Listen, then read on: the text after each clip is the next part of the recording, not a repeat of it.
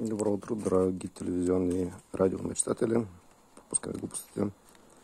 И искаме да обърнем внимание върху един странен паразитизъм, който в природата паразитизма е, мисля, че беше между 30 и 50% по памет. Така, купуваме си така нареченото гориво.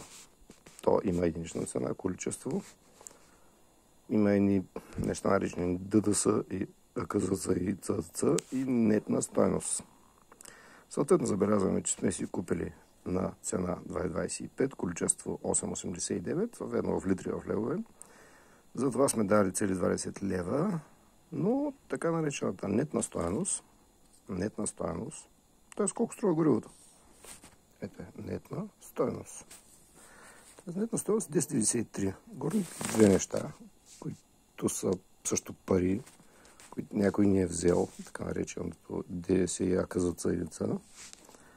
Съответно са 5,74, 3,33, което прави, грубо казано, 3,58, 33,70, 9 лева.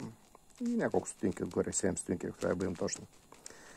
Излиза, че ние сме дали 20 лева, с тях сме си купили за 10,93 гориво и за 9 лева и 7 стотинки някой ни е изсмукал половината гориво. Това е аналогично на същото, като да имате кон и държавата да ви смуча половината кръв на коня. Коня, разбира се, ще умре. Но поради причината, че в случая нямаме кон, държавата смята, че е съвсем нормално да ни взема половината. Това не е паразитизъм. Това е по-лошо. Това е един шибан социализъм.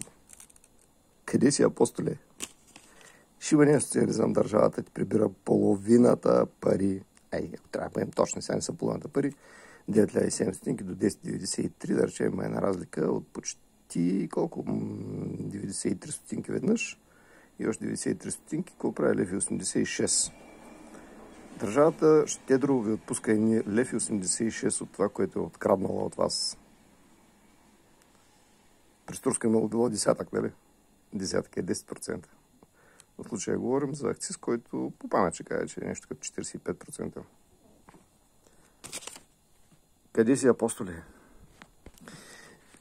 Преди време, апостоле, в статията, не помня сега беше май за акциз, или защо статията за данък в Википедия, бях написал, че по определение така наречения данък, безвъзмездно вземан от държавата, по нищо не се различава по определение от рекет. Данъкът е принудително, възвръщаемо безвъзмездно, без пряка насрещна облага, плаща е наложено с държавата. Същото определение не се различава от рекет.